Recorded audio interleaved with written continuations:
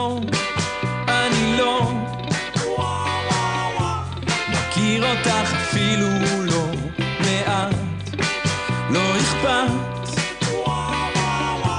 רציתי להזמין אותך איתי לחלום שהמצאתי לנו היום.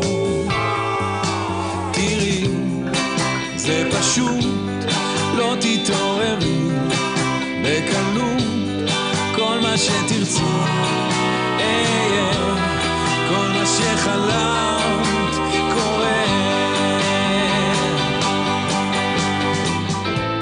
עכשיו את ישנה, יפה שלי קטנה, זאת הזדמנות כל כך טובה לומר מה שלא תמיד אפשר. רק רציתי שתדעי, זה אני